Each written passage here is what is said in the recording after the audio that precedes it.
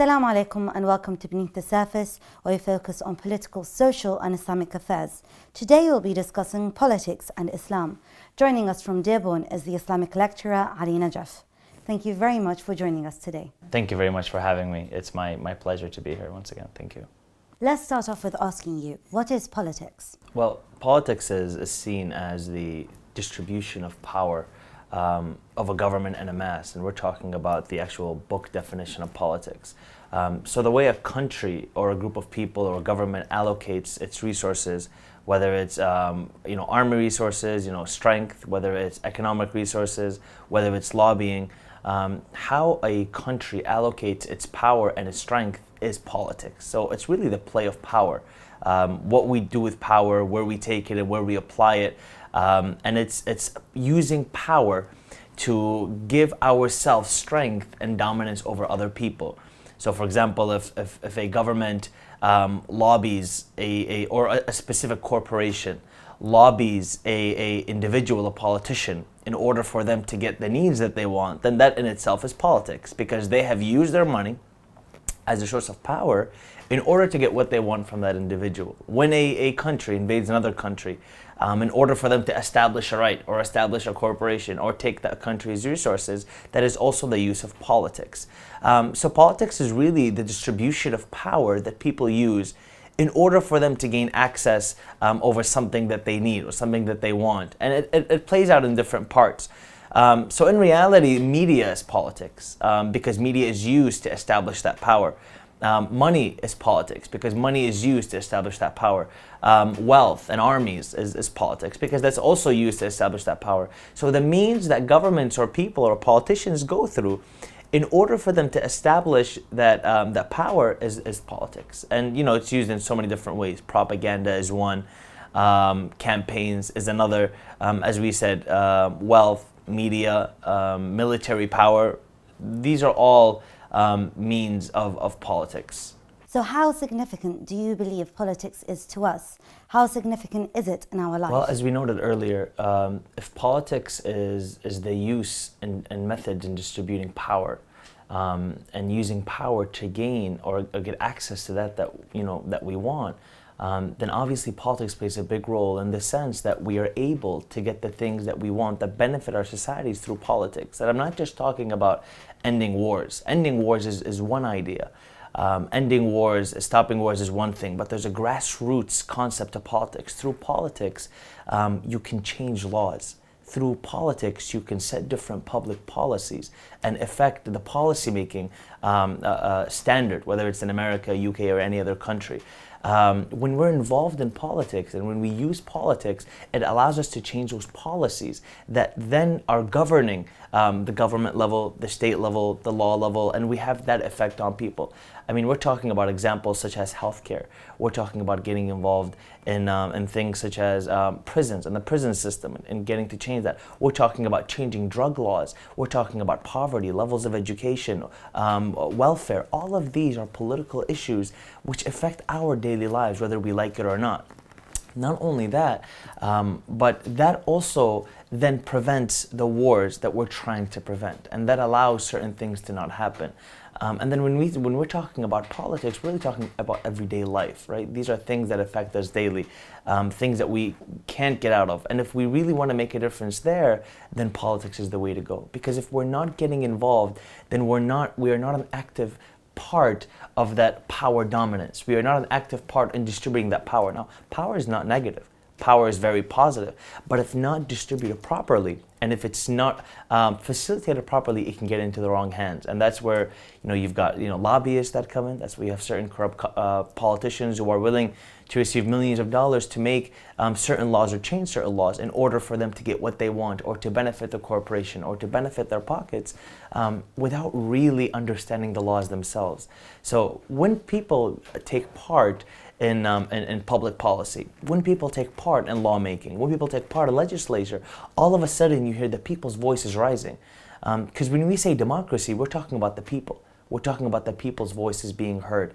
And politics is that voice that's being spoken. If the people don't get involved, their voice will never be heard. And that's really why politics is important. You are stating that politics is very important. However, there are many Muslims who believe Islam and politics are not linked.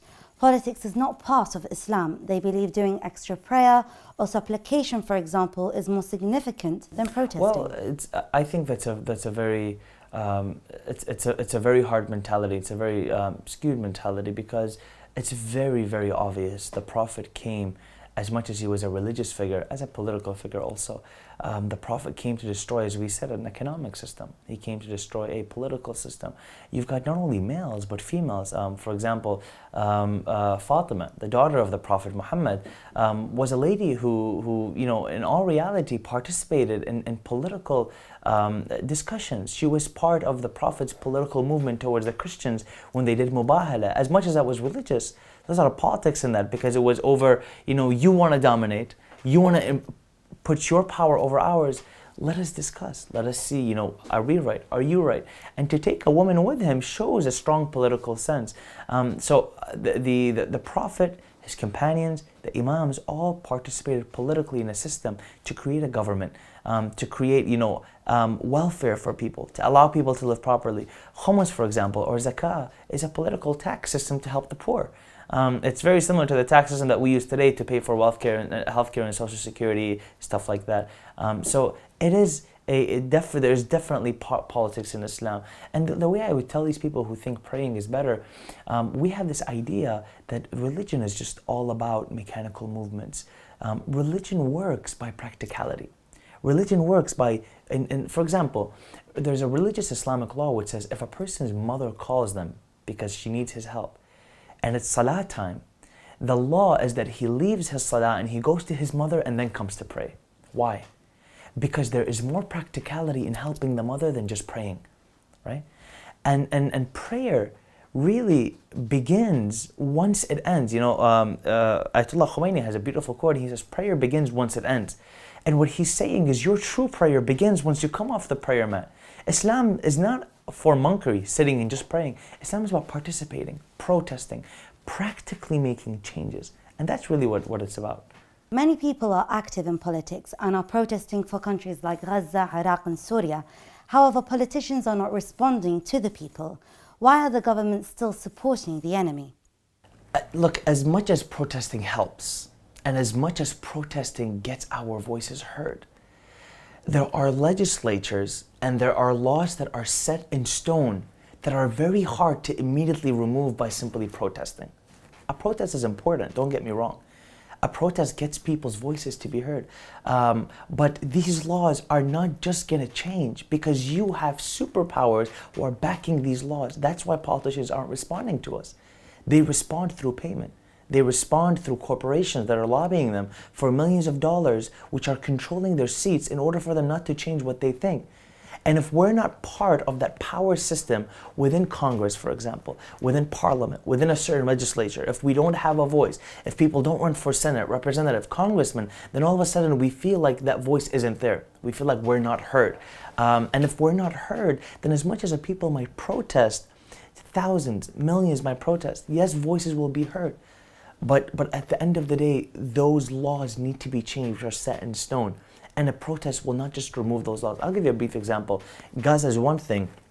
Look at the recent things that have happened in the FIFA World Cup.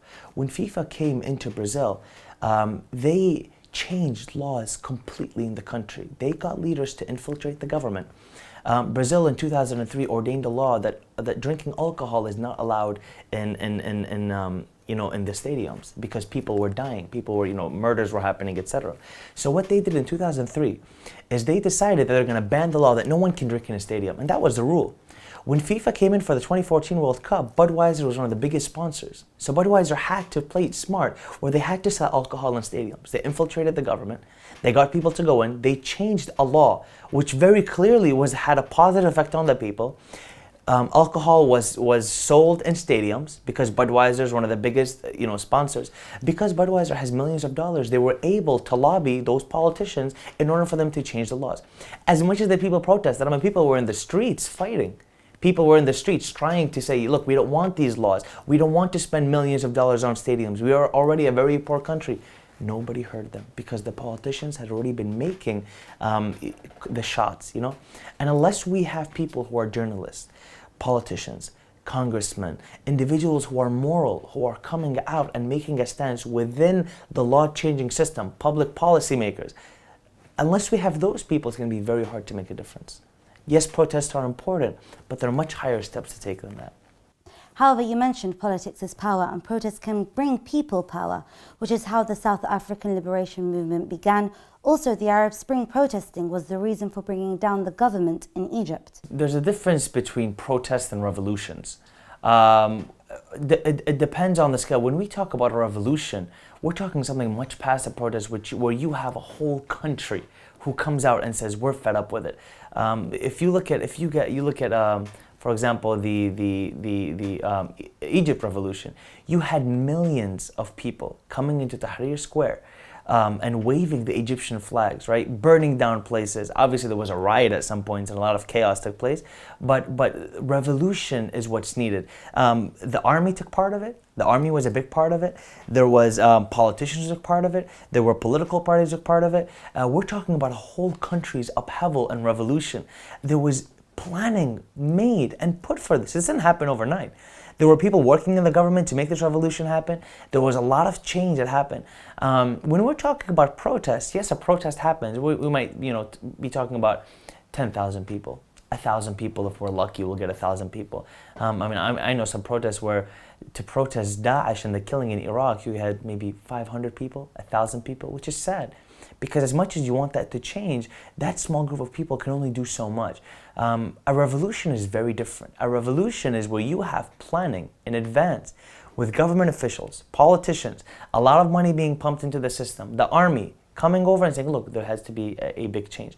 The reason why revolutions sometimes spark, the protests in Syria, for example, or the protests in certain countries were sparked into revolutions because the protesters were killed. Martyrdom causes protests, causes revolutions.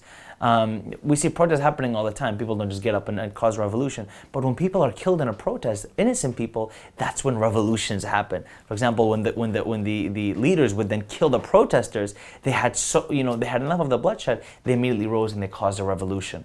A protest is one thing, and a revolution is another. Protests do help, and they can lead to revolutions, but they need large numbers and a lot of planning. And there needs to be a systematic overhaul of that specific government, and that's very hard to do unless you set yourself politically within government, within certain parts of parliament or Congress or whatever. It's going to be very hard for you to make that political change that you want. And there are a lot of ways. Unfortunately, sometimes when people do protest, they're positive, but some people end up coming out trashing things, destroying things. A lot of violence takes place. Women are hurt, children are hurt, men are hurt. And as much as we want to, protest, we want to make sure that the violent method is not used. We want to make sure that these are peaceful protests that are organized, that are set, where we are not harming anyone, we are not killing anyone, we are not forcing, this is not a French Revolution that we're trying to recreate once again. Not at all. We want peaceful protests where our leaders realize that they need to listen to our ideas. And the best way to do it is to go within the law system and try to change those laws to help the people who are in need. Please explain to us the present sorry state of affairs in the Muslim world. Why is there so much bloodshed? Well, look, the thing is that where do you start? There is a lot of bloodshed, regardless of what's happening in Syria, what's happening in Iraq, what's happening in Burma, what's happening in Bahrain, in these different countries, that are in Palestine specifically, what's happening with Gaza, the killing of innocent people, and that's also happening in these different countries. But if we take a step back for a second, and we see the bigger picture, there's something much greater that's happening at large here. Because what's at stake, what's at large, is not just the bloodshed. What's at large, this has been happening for the past 100 years, okay? Because war benefits those specific individuals who are trying to make as much money as possible. The war industry is not a very cheap industry. The war industry costs millions of dollars, and millions of dollars are funneled every year. Take an example of America. America spent $800 billion on war just within the last 3 or 4 years. Now, why is that happening? That's their budget. The reason that's happening is because when you create wars, manufacturers must supply those weaponry to someone. And because those manufacturers are making money, the war drums and the war propaganda will always rise and come up because it benefits their pockets, right? Our public policy in America and the public policy of many countries, which is kill and destroy, has not helped anyone. This policy of killing, America has not become a more safe place ever since its policy to invade Iraq and to invade Afghanistan. We've had many more attacks. There's been a threat which is created, which is Al-Qaeda. Now you have Daesh. You had Jabhat al-Nusra, which started as a branch of Daesh, and then you had, for example, of Jabhat al-Nusra a split, and then Daesh, ISIS was created. These are all the Frankenstein children of the so-called American dream. These are the Frankenstein children of years of war and innocent people killing, because war is never justified, right? War is never ever justified. And when you kill and you shed blood, more will come after you. So our police state, and specifically I say America, our public policy has worsened our security than helped it. The more wars that we engage in, the more attacks that are happening on our soil, the more terrorists that we have, the more people that are being killed all over the world. And this public policy needs to end because it does not help. We're talking about a mass public policy which is there to benefit those corporations who are making a lot of money from war. When a country invades and goes into war, they A, get access to resources. They too, corporations, private corporations make a lot of money. We're talking about mercenaries and individuals who are selling weaponry. This is a multi-billion-dollar industry that's being lobbied today, right? And it's sad that it's being lobbied because politicians are getting paid top dollar in order for them to support war so certain individuals can benefit from war. And that's a big problem. And we are being played in the Middle East on that end. Now, when you have a decapitated people, it's not very hard to start war among them. And what I mean by this is when you have people who are poor, people who have very little education. I mean, I'll tell you, when I went to Iraq, and I was walking, in the streets of Iraq, I wanted to find people who are educated. Specifically, you will find them in Baghdad, but it's very hard to find them in other areas. Not because they're not there, but because education has not been emphasized enough, right? When you've got a people who are not educated, who are poor, who don't have the basic necessities of life, we're talking healthcare, water, security, electricity, these people will do anything in order for them to survive. And when a human enters survival mode, there is nothing he will not do. Survival mode is one, and you've got religion on the other side. So when a country plays on those strings of lack of need, of lack of security, right? Where there's no water, there's no electricity, there's no food, people will do anything. They will kill for a couple $100. They will ransack and destroy for a couple $100. And don't forget the whole religious aspect. Religion then comes as a very big pivotal point in why things are happening in the Middle East. We are being played with a Shia-Sunni string in order for us to be divided and to be conquered. This happened before in India. This happened before when Iraq was split from Syria and Lebanon. This whole idea of Syria, Lebanon never used to exist. It all used to be one country, the land of the Levant. And soon afterwards, when Britain came in, it was all separated. All these areas were separated and they became separate. So to divide and conquer is really the idea. And as much as I blame other countries, I cannot stop but blaming us because our skewed mentality of religion has influenced and has allowed other people to do this to us, right? Ayatollah Khomeini has a quote. He says, Muslims, Shias and Sunnis are fighting whether they should fold their hands when they pray or put their hands down when the enemy is devising plans to cut them. We have used religion, or others have also used religion and our misuse of religion to systematically take a group of people, make them think that they are better than one another. Let a Shia think he's better than the Sunni and the Christian, for example. Let the Sunni think he's better than the Shia, and boom, you have a fight. You have an argument that's going to break out. And religion really is there at the forefront to make it seem like there's a sectarian battle. That's just a cover-up. That is just a doll, the pretty doll for everyone to look at and say, look at these Muslims who are fighting amongst each other. In the background, there's a lot more economic and financial gains. Mind you, there's a lot of countries who are part of this. You've got Saudi, you've got Qatar, you've got America, all these countries who are taking part in these systems. And if we don't, set our foundations with regards to helping the people, helping them come out of poverty, educating the people, and setting them right on religion, this will only continue. Why are the Arabian countries not helping the Arabians being killed around the world? Well, we've lost that. The Arab countries used to be great. We used to have this Arabian pride where if an Arabian was hurt, you would help them. We used to have this thing where if an Arabian came to your house, in Arabia, they would sit at your house for 3 days. The Arabian custom in Saudi Arabia and all these countries is an Arabian would sit in your house for 3 days if he came to visit you, and you would not ask a single question as to why he is there. He would feed you, give you shelter, and give you to drink, and you would stay there comfortably for 3 days. This is Arabian culture. We used to be a great people. We used to be a people who overcame our egos. We were a group of people who, when we came to Spain, the Arabians, Spain was known to have the golden ages. We used to be a group of people who took our backs to give to other people. We were a people who invested in knowledge, in libraries, in mathematics, in science, in biology, in chemistry. We were a people who came from nothing. And when Islam came to us, we rose to a high level. Unfortunately, that's changed. This Arabian pride is no longer there. This helping another human is no longer there because now the dollar speaks. There are alliances which are created in the world, which it doesn't matter if you're Arabian, Muslim, non-Muslim. If you're part of this alliance, you are making money. And if you are making money, that's the most important thing. Human life is no longer worth something. A human life now today is very cheap. People are willing to take it and sell it, very easily. And our skewed mentality of religion is very wrong. It's ironic that Arabian countries think that it's great to have holy sites, right? It's great to have the Kaaba. It's great to have Mecca and Medina. But what's the point if your people are being killed all over the world?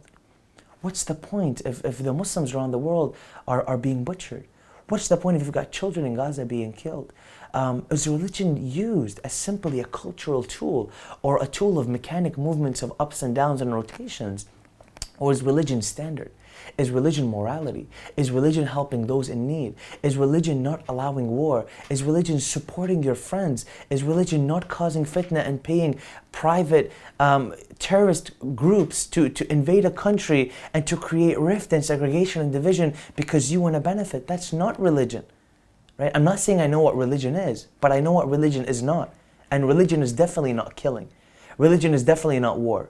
Religion is definitely not crimes. Religion definitely is not putting your hands in the hands of those who are killers and mercenaries. That is not religion. And that's a big problem as to why the Arab countries might not be helping, because there's a strong push, which is at the end of the day is a very strong financial push. It's a financial need. And unless we awaken that, as we can say, Arabian within us that used to be there, things will move forward. Mind you, it's not only Arabia. America at one point was like that too. America at one point in Europe, and I'll speak specifically for America because that's where my field of expertise is in America because I live there. America at one point was the greatest nation in the sense that they would care for anyone who was in need. They overcame.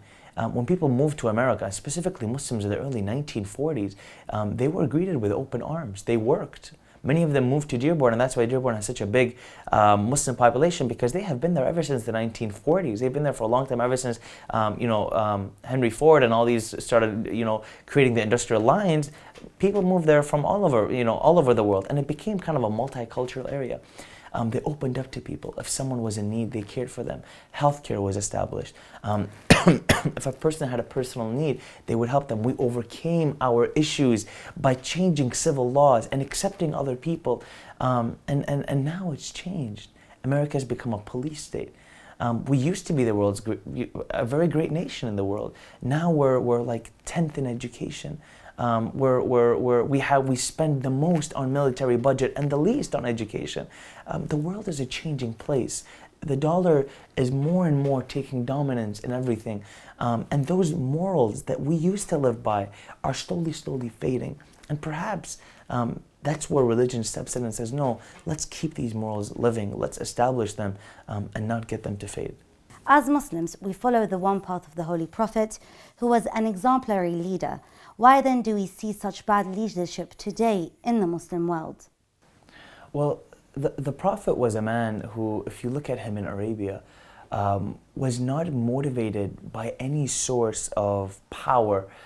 Let's speak, very objectively here for a minute about the Prophet himself, right? Put the fact aside that he was, as the Muslim belief, he was a infallible human being, who was a man who cannot make mistakes or did not make mistakes. He can, but he did not because God divinely guided him. Let's put that aside for a second and speak very objectively about his character. The Prophet's character was a character which was never influenced by any means or source of power, but was really an influence of equality amongst the people. When the Prophet was about 25, he's very young. Mind you, Arabia doesn't know him very well then. He hadn't really established a name. By 27 or 28, he was called As-Sadiq al-Amin, the trustworthy, the honest. And at the age of 25, as a very young man, he established something called Hilf al-Fudul, which is the pact of justice. And this is really the first moral stance, or very big moral stance that the Prophet takes part in Arabia. Mind you, the Prophet was about 25. This pact was started by the brother of Khadija. Khadija's brother came and realized there's no trading rights for traders in Arabia. Arabians have no rights. Anybody who comes to trade is getting his money stolen, or is getting bombarded with killings and a lot of thieves which were around, and they had no rights. So at the age of 25, the Prophet and 20 other members within Quraysh signed a treaty called the Pact of Justice, and that pact was meant to safeguard the rights of those who have come to trade. And that was just the beginning of his career. Up before he was even to be called a prophet, his stances were phenomenal when it comes to human rights, right? The Prophet would see young children and would feed them. The Prophet was a man who would come and intrinsically help other people. When he was about 27 or 28, when he was leading Khadija's caravans to Yemen and to Sham, to Syria, people knew him as a Sadiq al-Amin. The merchants of Khadija would say to her that Muhammad's honesty is something that we've never seen something like. Muhammad never lies to anyone. If Muhammad has dates that are old, he will take those dates and substitute them for new dates because those are very old. As a young man, his reflection on that society, and you have to remember, he was born in an area which allowed him to be a free thinker. He was raised in the desert. He was born in a kind of a metropolitan city because Mecca was kind of a trader's post, but he grew up in the desert, and that allowed him to be an open-minded thinker. At the time, the idols were not just religious signs, they were political and economic signs. The idols were today's modern superpowers which are trying to control the world. The idols which were led by Abu Jahl, Abu Sufyan, Abu Lahab, these were the main head honchos, Umayyah, head honchos in Arabia. These people controlled the masses through the idols. They made people worship the idols, they made people fall in love with the idols, and the idols really became the source of power for these men. When the Prophet came, his message wasn't, oh people, come follow a religion that I want to give you. No. His message was break down the idols because they are what control you. They are your modern day dollar. They are your modern day positions of power. They are making the people slaves. And when he came, one of the most symbolic acts is when he walked into Mecca with an army of 10,000 and without killing a single human being, opened Mecca and forgave the own killer of his uncle, Hamza Wahshi. He comes into the Kaaba and he immediately with his cane breaks all the statues, symbolizing the people that the political powers that control you, that have dominance over you, are now destroyed and they no longer have control over you. So be free human beings. The Prophet's message was always self-guided. We can say he was the culmination of that society's greatness put into one man. He was a true humanitarian. One issue that we have today is we've got leaders who just are not moral. They are not telling the truth. I'll give you an example. The NSA spying was happening for a very long time in America, and no one said a single word. Right? President Obama never came out to say a word. Other politicians never said anything. It was up to one honest individual like Snowden, who with the help of a lawyer and a journalist, Grant Greenwald, when they came out and said, look, there's an issue, there's a complete spying system that's happening to the American people. It took two honest journalists and one man who worked for the FBI to come out and say, look, we need some sort of honesty in order for us to come forward and to bring change to the people. Because the NSA spying was people were being spied on everywhere. Their houses were being tapped. Their computers were being tapped. Their phones were being tapped. And that was just not ethical because everything was policed. But the government never said anything. The leaders never said anything. It's just a case of unethical human beings who are coming into power and not ethically acting with people. We've got such situation in the time of, for example, Ali ibn Abi Talib, the cousin of the Prophet Muhammad. This man, in the time of his Khilafah, he was so rich, he could have done anything with his money. Yet he decided to live such a feeble life. He lived in a house where when he would stand, his head would hit the roof. He lived in a house where when it was time for him to break his fast, he ate a piece of bread and yogurt or a piece of bread and salt. Very simple living, because he acknowledged and realized people were poor and he needed to help them. There are some countries in the world today where people are so poor and the leaders just sit back and do nothing about it. They're more interested in their thrones and they're more interested in their wealth than actually helping the people. And I guess it goes back to being honest to ourselves and being real to ourselves. And in comparison to the Prophet, today's modern leaders have much to do. Mind you, we do see some leaders who are very moral, who will come out and completely boycott a country for bombarding other countries with the bombs. We see, for example, some leaders who are very moral. They will stand up to big superpowers and say, no, we have the right to do this and to do that. And my hat's off to those, because they need to break the power struggle and they need to break the power chain from this police state that's being created. Leaders are corrupt. What about Muslim people in Muslim countries? Why don't we see them marching or protesting? Well, there's a couple of things we can do. But before I get into that, there's an idea that it's the people's fault. And we kind of, sometimes we tend to leave governments out of it. As much as governments, the people are at risk and the people are at fault, at the end of the day, it's the governments which control these things. Within the region, there's been a constant brainwashing or dehumanization of people.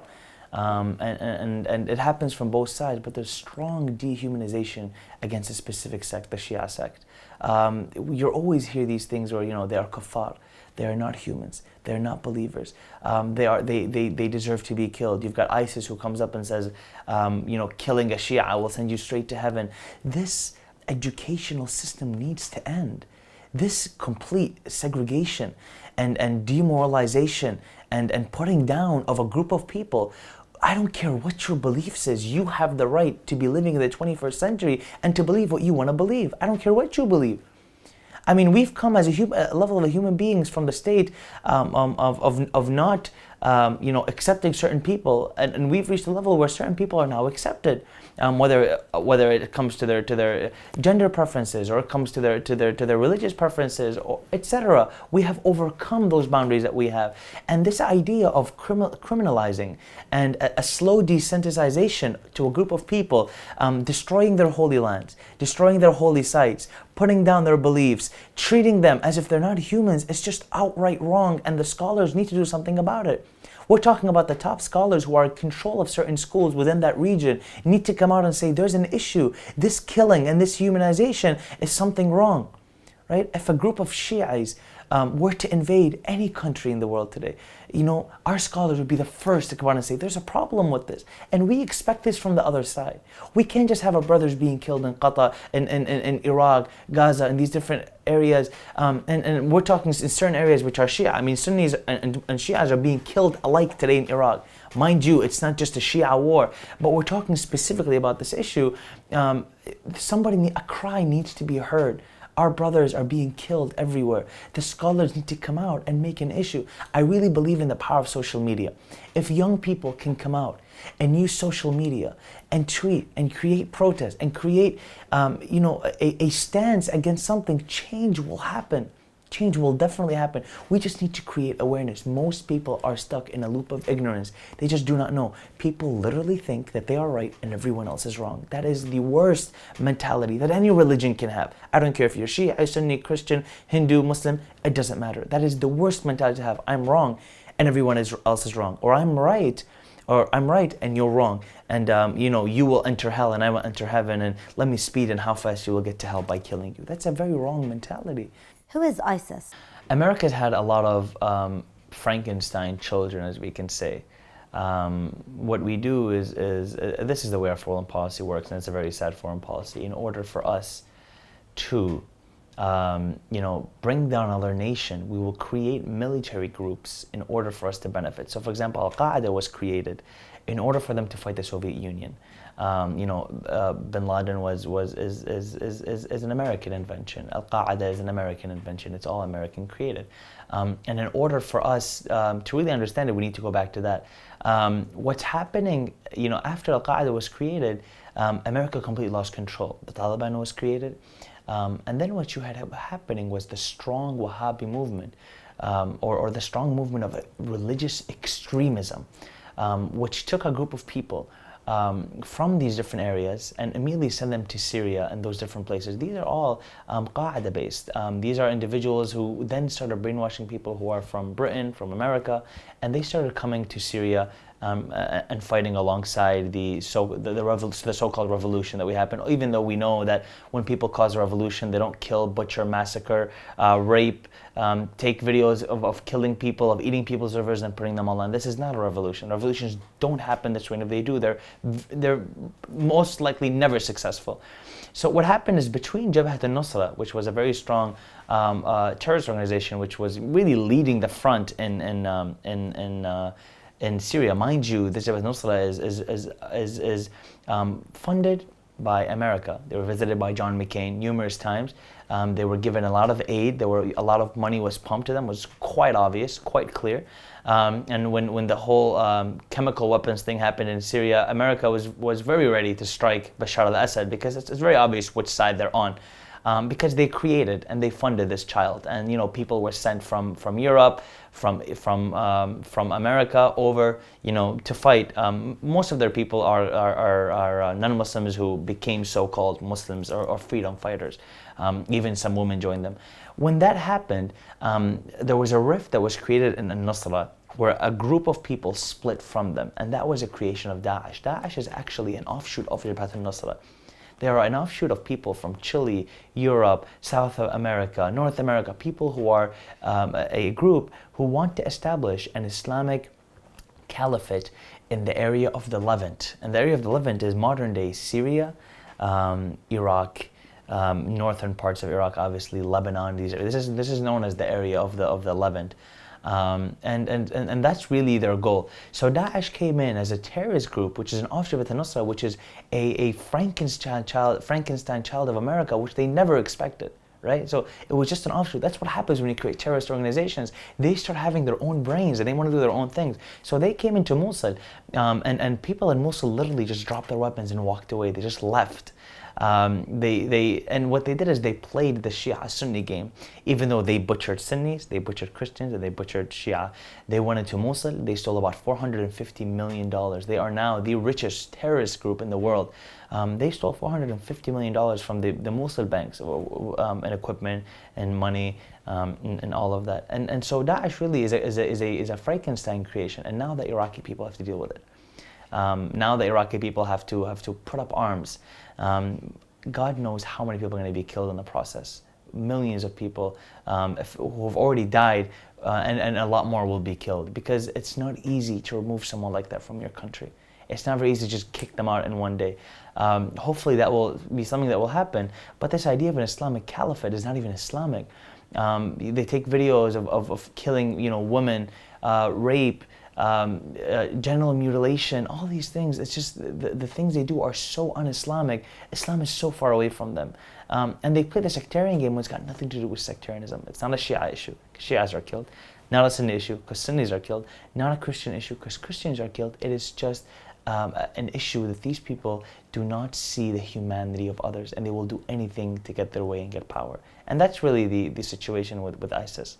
How can the Arabian and Muslim Ummah overcome these problems and rise again as a force?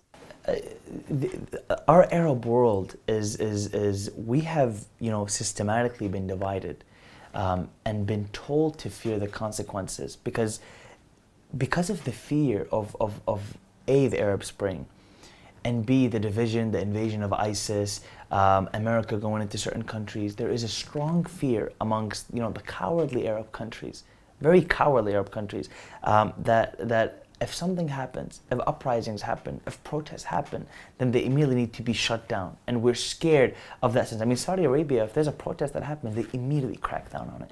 You've got people who are put in prison, politicians who are put in prison, people who are shot with rubber bullets. It happens all the time because there's this idea of being scared of protests, even if it's protesting for the right thing. And Arab countries are really very, very cowardly in their ways. If they don't stand up for themselves, which typically they don't, they will not stand up for anybody else because there's a lot of money involved. There's a lot of money involved from the side of Israel, and there's an alliance. There's that, the Saudi alliance with Israel and these countries to defend them, because at the end of the day there is that trio of alliance. Iran plays a big part in the sense that if Saudi Arabia takes that role, takes it upon themselves to defend Gaza, they're taking some sort of alliance, helping another Muslim country, and for them that's something unheard. For them that's something that they typically don't stand for. But there is a fear in the Arab world that if we do, then there is going to be protests, there are going to be issues, there are things that are going to come up. People are just scared. We need to build that awareness in the people. And our social media can be limited to us, but we have to send that awareness to these Arab countries.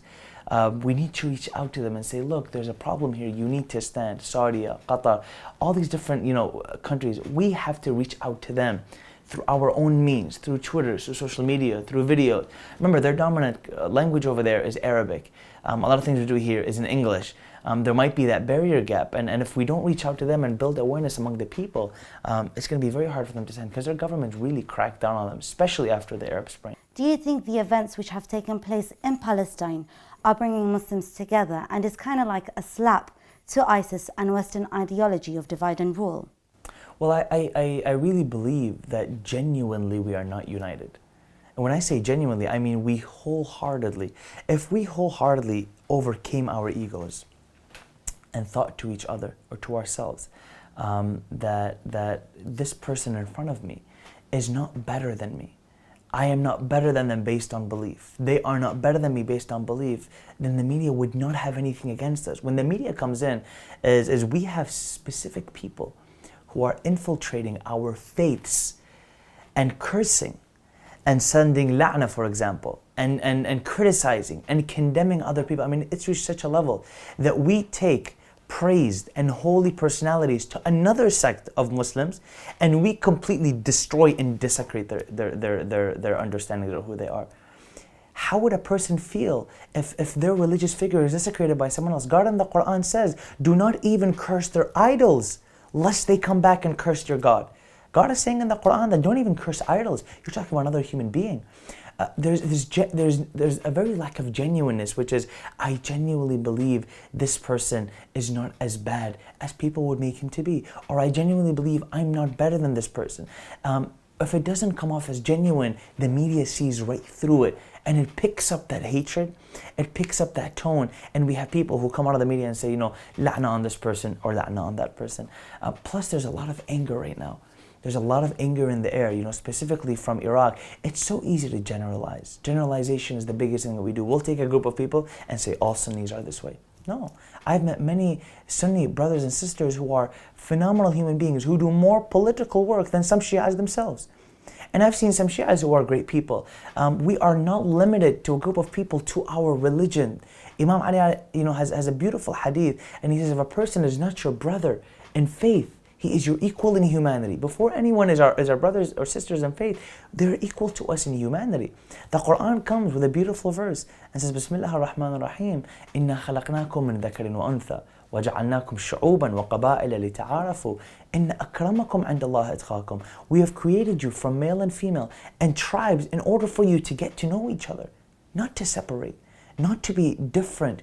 I can have my belief, you can have your belief, but at the end of the day, we respect each other and not tolerate.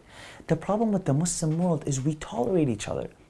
We talk to each other, but we talk to each other with black hearts. We talk to each other with hearts that say, yeah, I'm talking to you, but I know you're wrong and I'm right. Deep down, I don't genuinely believe that, hey, there might be a truth out there different to mine. And unless we overcome that ego, that centrism to religion, I'm right and everyone else is wrong, then we'll never get anywhere.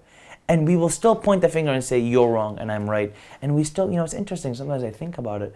I imagine as if God created the universe and really invested cents in us because we are so, small and meager. And he says to Jibreel, we've created so much. What are these Muslims doing? What are the world doing? And he said to him, oh God, they're just fighting about you still. They're still fighting about you, whether you're called this or that. They haven't really, focused on the issue. We've been fighting over the messengers for so long, we've forgotten the message. We've been fighting over his companions for so long, we've forgotten the message of love and kindness that he's brought forward. And unless we put that aside and start seeing each other as human beings and take the current issues into hand as the main thing that we need to focus on, we will never move forward. And the media is very good at separating us. And let's be honest, they use what we give them to separate us. If we don't give them anything, they have nothing to use. Unfortunately, Brother Ali, we've run out of time. Thank you very much for sharing your knowledge with us. Well, thank you for having me on the show. It's been a complete pleasure to be here. Thank you once again. And thank you very much for watching Beneath the Surface. See you next time.